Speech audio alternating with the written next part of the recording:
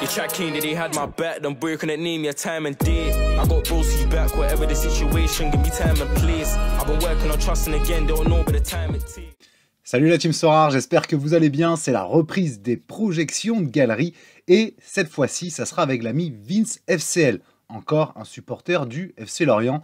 Je lui ai pas fait l'affront de mettre mon maillot du Stade Brestois à l'ami Vince. Alors Vince, on se connaît depuis très longtemps. Quand j'étais petit, on s'est retrouvés grâce à Sorare. Donc ça, c'est magique aussi. Vince, il a une galerie composée de plus de 600 cartes. Beaucoup en limited, beaucoup en rare. Plus de 500 en limited, plus de 100 en rare. Il a fallu trier et croyez-moi, c'était un gros boulot. Je vais vous montrer comment je m'y suis pris parce que ça peut peut-être vous servir. Vous ne savez pas trop par quoi commencer, etc. Je vais vous montrer, moi, comment je fonctionne pour la projection de galerie. C'est parti pour l'ami Vince. Voici donc la galerie de l'ami Vince FCL. Vous le voyez, 514 cartes limited, 161 rares et une super rare qui traîne. 216 rewards gagnés quand même. Il a commencé sur le tard comme il va nous l'expliquer. Donc pas mal de rewards quand même. Un beau roster, hein, 4521 €, quasiment 2 ETH et un reward winning lineup assez honorable de plus de 7%. Donc c'est plutôt pas mal. Je vous montre son fichier. Il a du coup une moyenne par carte de 4,64 € en limited et seulement 78 en rare. Voilà ce qu'il nous dit Vince. Il a commencé à acheter des cartes et jouer réellement au printemps 2022. Depuis, même s'il a dû vendre au moins 200 cartes, il pense en avoir au moins autant à vendre, je confirme. Il souhaite continuer à jouer en rare et limited. Il faut principalement, selon lui, remanier sa galerie limited. C'est vrai qu'il y a beaucoup de taf. Je veux jouer le maximum de compétition avec une préférence pour la U23, la Champions et surtout la Bundesliga que je kiffe particulièrement. Les stades, l'ambiance sont énormes, le jeu est moderne et les commentaires de Jean-Charles Sabatier, c'est un vrai régal. Avec la vente d'environ 150-200 cartes, il veut s'acheter des in-season de qualité, environ une vingtaine, pour amasser un peu de cash pour compenser la disparition des paliers. T'es comme tout le monde, Vince, tu les regrettes un peu. Je ne veux plus vraiment réinvestir d'argent, mais s'il faut, il y a 150 €, on va essayer de faire 100. Et puis pour les cartes off-season, il n'y a plus de secret. Il ne faut que des gottes, donc il aimerait se renforcer sur certains postes critiques. On va regarder. Et puis son objectif principal, toujours le même, depuis qu'il a commencé, c'est finir premier au moins une fois. On a le même, parce qu'il a fait des podiums, c'est pas mal aussi, moi j'ai fait que 4e. Et il a fait une dizaine de top 10 également. Donc, on va regarder ce que ça donne. Son état des lieux, galerie, je passe rapidement dessus, mais c'est vrai que c'est très hétéroclite. En tout cas, ça vient de tous les continents. Je crois que j'ai jamais rempli un état des lieux comme ça avec autant de championnats, etc. Je t'ai fait la feuille de route limited, la feuille de route rare, la liste des joueurs limited. Alors, j'ai pas été dire qui je vendais et à quel prix. Je vais te laisser le faire. En gros, s'ils sont pas dans la feuille de route, c'est que je les vends. Okay, donc si les noms apparaissent pas ici, c'est que je les vends. Et pareil pour la liste des joueurs rares, et je t'ai mis le calendrier de Mani également. Alors pour construire cette feuille de route limited, c'est ce qui nous intéresse, voici comment j'ai fonctionné. Je suis donc allé sur sa galerie, sur Sorare Data, j'ai cliqué ici, détail carte par carte, et là, il faut commencer à trier. Donc déjà, on va se concentrer que sur les limited, donc j'enlève les deux autres raretés. On voit effectivement qu'il a 2252 €. Et donc, pour commencer, comme il m'a dit qu'il priorisait le U23, je me suis dit, ok, on va déjà mettre à part son pool U23. Ça, c'est assez simple. Vous allez ici, vous prenez seulement U23, et c'est parti, vous avez que les U23 qui apparaissent normalement. Et donc, je suis ensuite venu prendre tout simplement tous ces gardiens U23, et croyez-moi, il y en a quand même quelques-uns comme vous voyez, et je suis venu construire tout simplement 3 gardiens U23 que j'ai mis du coup directement dans le pool ici. Hop, Garcia, Romero, Suzuki que j'ai gardé et Van de Voort.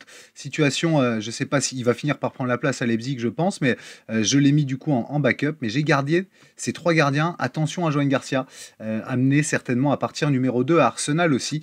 Donc il va peut-être falloir rechoper un gardien U23 que j'ai mis par exemple ici, Edel notamment, ou même Atubolou, si je dis pas de bêtises, que j'ai mis ici, et peut-être le prendre en classique, à voir. Mais en tout cas, il y a Garcia qui peut potentiellement partir, sinon Romero, solide, Suzuki aussi, et si Van de Voort prend le poste, tant mieux. Et donc j'ai fonctionné comme ça, poste par poste, d'accord? Donc j'ai fait les gardiens, les défenseurs, les milieux, etc. Et les attaquants. Je suis venu construire comme ça son pool U23. Et ensuite, j'ai fonctionné de manière plutôt décroissante. J'ai commencé par prendre tous les championnats spécialistes, c'est-à-dire la Bundes, l'APL, la Liga, et j'ai donc fini par la Champions avec ce qui me restait. Donc, si je prends un exemple, l'APL qui est, je crois, ici, hop, je suis venu tout simplement prendre ces gardiens, je commence toujours par les gardiens. Hop, j'ai pris ces gardiens, j'ai vu qu'il en avait deux ici. J'ai du coup pris que Leno parce qu'il n'avait pas assez de joueurs derrière pour faire une deuxième équipe. Et je suis venu remplir tout simplement en fonction de ce qu'il avait. Donc voilà comment je construis moi une analyse galerie. Même avec 500 cartes, je fonctionne comme ça par élimination en priorisant bien entendu les championnats que le manager me dit de prioriser. Mais je fais souvent comme ça, U23 d'abord quand il veut la jouer et ensuite Bundes, PL, Liga, la Champion, et puis pour la Challenger, vous allez me dire, c'est un peu plus chaud, c'est assez simple, je prends tout simplement Challenger ici, et j'essaye de trier au maximum par championnat. D'accord. Donc, avec les joueurs que je connais, là, je vois Mignolet, je vais essayer de lui coller, par exemple, que des joueurs, tout simplement, de JPL, si je peux. Je ne l'ai pas forcément fait là, quoique, on en voit ici, en tout cas, j'aurais pu basculer Jansen plutôt en bas, mais, vous voyez, Castromontes, McAllister, c'est en JPL, etc. Zorgan, j'aurais pu le remonter. Je fonctionne vraiment par élimination, et quand je fais ça, je vais, par exemple, sur les milieux, et moi, je prends vraiment trier par valeur au départ, trier par valeur. Donc, je regarde les valeurs, etc. Et donc, je trie. Et une fois que j'ai assez de joueurs, tout le reste, je m'en débarrasse. Ça permet de faire monter la qualité de la galerie. Bien entendu, j'imagine que là-dedans, il y a quelques joueurs que tu veux garder, quelques pépites, etc. Garde-les sans souci. Mais du coup, moi, je fonctionne par élimination pour me donner une cible à peu près niveau budget. Donc voilà tout ce que j'ai construit, hein. T'as vraiment pas mal de joueurs, voilà tout ce que j'ai construit. J'étais perturbé parce que t'as pas beaucoup de in-season, même des in-season qui valent moins cher, tels que les in-season en J-League, en K-League ou même en MLS. Donc je suis venu surtout travailler, comme tu le vois ici, en Chal, 6 équipes.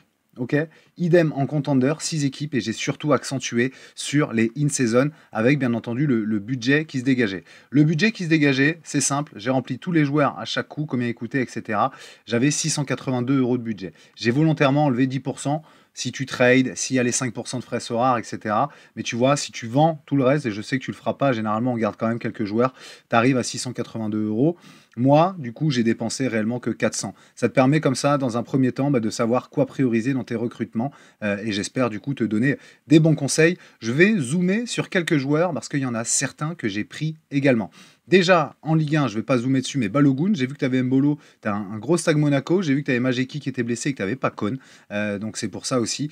Je me dis, est-ce qu'on ne peut pas basculer pour l'instant je regardais ça, un Condé qui était en Liga, en backup, peut-être ici directement, en attendant que Majeki revienne de blessure, plutôt qu'acheter Con, dont le prix a bien monté. Et puis Balogun, que je te conseille du coup, pour 15 €. Au niveau de la Bundesliga, j'ai vu que tu avais commencé à prendre effectivement des in-season, donc j'ai conservé, c'est in-season, je te l'ai mis ici, ton équipe in-season, et j'ai vu que tu manquais quand même de qualité, surtout au milieu. Je reprends à Amiri, j'aime beaucoup ce joueur, j'ai vu que tu étais fan aussi d'avoir les joueurs en double, tu as 2 Mignolet, si je dis pas de bêtises, tu as 2 Fèvre, tu as même 3 joueurs parfois à côté Lorientais, on sent la passion et l'amour, mais du coup voilà, là je me dis pourquoi pas prendre un deuxième Amiri, tout simplement. Voilà pour la Bundes, 3 équipes classiques, une équipe in. En PL, tu joues pas beaucoup la PL, donc je garde cette équipe-là qui est pas pour moi très très costaud. Ça peut jouer des 5, des 4, en tout cas pour l'instant. Et au niveau de la Liga, du coup j'ai 2 équipes en classique et je suis venu quand même muscler un peu le milieu avec 2 joueurs, un de la Sociedad et un du Betis, parce que ça risque de jouer en midweek aussi, donc c'est intéressant, ça il faut regarder. Mais Bryce Mendes et Fornals que vous connaissez certainement. Au niveau de la Chal, là je suis venu muscler, surtout, en tout cas, t'es in-season ici, je vais zoomer sur quelques joueurs. Par contre, je pense que ici, tu pourrais avoir peut-être un peu plus de qualité, notamment devant, même si tu as quelques bons joueurs, mais j'ai mis notamment sur celle-là, la 3e équipe, plus de qualité devant si jamais tu devais switcher. En tout cas, au niveau des joueurs en in-season, bon, j'ai pris les prix in-season aussi bien entendu, hein, dans mes conseils, on le voit d'ailleurs ici. Mais en in-season, je vais zoomer. Alors Cuesta, Smets, surtout sur les joueurs MLS. Mais allez, on se fait un petit tour d'horizon de cela. Cuesta, il a repris avec Genk. Et il a repris de la plus belle des manières en marquant. C'est un défenseur plutôt solide quand tu regardes son L15. 64, j'aime beaucoup. J'enchaîne encore avec un autre de Genk, c'est Matiz Metz. Si tu pourras le jouer potentiellement aussi en U23, c'est intéressant. Il vaut 16,42 € et j'aime beaucoup parce que voilà, c'est très régulier, je trouve en tout cas moi, comme défenseur central. Un peu moins en tout cas en ce début de saison, mais c'est un défenseur qui est capable de très bon scoring. Pas souvent décisif, mais très propre. On voit qu'il prend peu de cartons aussi. Donc valeur sûre, Matiz Metz.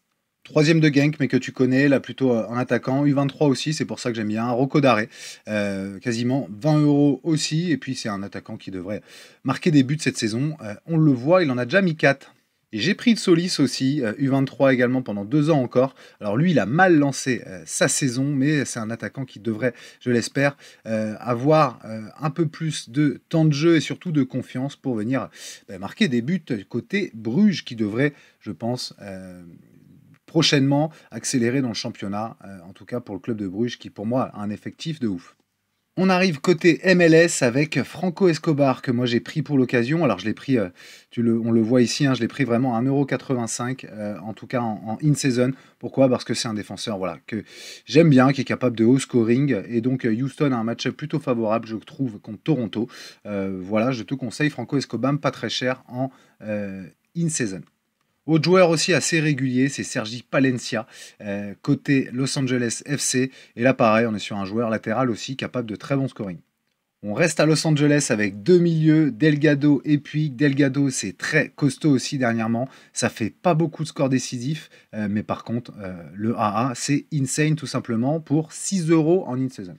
Lui est monstrueux aussi, tu m'as demandé de la qualité, je te le mets. On voit en tout cas que c'est un joueur, voilà, les scorings de Puig, c'est pour ça que son prix est à 45 € aussi. Mais pour un GOAT comme ça, sincèrement, je trouve pas ça hyper élevé au niveau prix. La MLS est fortement délaissée, j'ai l'impression. Bon signe pour la Challenger. Et devant, 2 joueurs que j'ai pris aussi. Bon, déjà, Santi Moreno, moi je l'ai pris, on le voit ici, je l'ai pris à 15 € en instant buy. Son prix était en train de monter, comme on voit là. Et c'est un joueur, on voit, hein, L5, L15, L40. Voilà, c'est très costaud, Santi Moreno. Donc, je trouve qu'en une saison, ça fait un attaquant de grande qualité. Et enfin, un U23 aussi, là, côté Columbus, qui me plaît beaucoup, c'est Arfsten. Arfsten, il a joué pas mal ces derniers temps. On le voit ici, soit milieu gauche, soit milieu droit, souvent décisif. Et c'est un joueur capable de très bon scoring avec Columbus, qui est très très solide en MLS, donc playoff assuré. Au niveau de ta contender, bon, j'ai ton stack plutôt Ligue 2, j'ai bien compris, avec beaucoup de Lorientais. J'ai essayé de garder aussi plutôt côté croate, où tu avais pas mal de joueurs aussi. J'ai vu que tu avais aussi de l'âme sud, etc. Donc j'essaye de garder au maximum, mais surtout, moi, j'ai essayé de renforcer plutôt ta contender in season, sans forcément avoir des joueurs avec des prix qui flambent, mais j'ai pris de la qualité aussi. Je suis pas allé prendre des petits joueurs, normalement, je te montre ça. Alors j'ai vu que tu avais Edel en in-season, du coup Royao, je crois pas qu'il ait de carte New Season en tout cas, mais par contre, pourquoi pas le prendre, même en classique, vu son prix et ses scoring hyper intéressants pour faire le stack défensif avec Edel. On reste du côté du Rapide de Vienne avec Mamadou Sankaré, U23 aussi pendant 2 ans, très très costaud niveau scoring sur ce début de saison. Ça explique aussi son prix qui a pas mal grimpé, mais un milieu qui est capable de faire beaucoup de AA, c'est toujours plaisant et surtout souvent sécure. Toujours côté Rapide de Vienne, 16 € aussi, gros début de saison de la passe de Mathias Sedel, U23 pendant 1 an encore. Bon, il est un peu moins costaud d'un point de vue régularité que Sangaré, mais ça fait quand même du AA, et ça c'est plaisant, quand c'est décisif, c'est jackpot. Devant, c'est vraiment pour que tu aies le stack Rapide de Vienne aussi, mais à 11 €, on est sur voilà, Isaac Johnson, suédois, il joue plutôt devant, il faut attendre que ça soit décisif là par contre, mais ça commence et c'est titulaire côté Rapide de Vienne. Et je reste à Vienne, mais côté de l'Austria cette fois-ci, avec un joueur bien connu, Dominique Fitz aussi. Alors il n'y a plus de cartes en vente, il faudra être vigilant, mais aux alentours de 25 €, ça fait plaisir d'avoir un attaquant aussi capable de scoring comme ça. Au niveau de ta contender, je suis venu aussi te chercher du coup en équipe 2, plutôt là des joueurs côté G-League et côté K-League. Donc j'ai été scouté un petit peu, je te montre. Eduardo Amarino, c'est 3,28 €. Par contre, c'est très très solide. Voilà, 100 en plus le week-end dernier, capable de très très bon scoring. Donc voilà, valeur sûre pour 3,28 €. Et j'aime beaucoup Nakano aussi du côté du Sanfrecce, pas très très cher, aux alentours de 5 € je crois, et on est sur un défenseur central avec une équipe en forme, donc souvent les scorings sont plutôt bons. J'en ai parlé plusieurs fois, Satoshi Tanaka, j'aime beaucoup. 12 € en in-season, c'est quasiment le prix de sa classique. Et vous voyez les scorings de monsieur qui est en plus U23 pendant 3 ans. Attention pépite. Et joueur bien connu que j'ai aussi, mais Matheus Savio, voilà. À 17 € pour des scorings comme ça, on parlait de Puig tout à l'heure, mais là Matheus Savio, voilà, c'est donné aussi. Je vous laisse admirer. Devant, je passe pas dessus, Suzuki, Elbert, vous connaissez, ces 2 attaquants bien connus, en tout cas côté G-League. Si on attaque la K-League, il y a quelques joueurs aussi intéressants. Lui notamment, qui a eu 23 encore pendant un bon bout de temps, à 6 €, même pas. Regarde les scorings. Voilà. Il joue plutôt au milieu de terrain, mais il a une carte défenseur à Daegu. Voilà. Je vous laisse admirer aussi pour 6 €, monsieur Wang Jae-won. Et autre défenseur intéressant, à 1,41 €, c'est Tusi. Lui, il joue du côté de Gangwon et regardez les scorings aussi. Je trouve plutôt pas mal, même quand ça prend des buts, etc. Ça monte dans tous les cas, souvent aux alentours de 20 en AA. Quand c'est au-dessus, ça fait plaisir. Un joueur U23 encore pendant une année, Oyewon du côté Gwangju. Pareil, pas très cher, 3 €. Voilà, je le mets en milieu parce que c'est un joueur capable aussi de régaler, comme on voit là. Donc pour 3 €, c'est un bon complément et pas trop de risques. Et autre joueur plutôt bien connu aussi côté Pohang Steelers, c'est Oberdan, le Brésilien. Là, on est à 7 € et voilà, c'est un joueur qui est capable, quand il est décisif, de faire de très très bons scoring. J'aime beaucoup. Devant, je te fais pas l'affront de montrer qui est Cézinha, je pense que tu connais. Et Vanderson Carvalho aussi, je pense que tu connais. Ces deux attaquants bien connus aussi niveau quali.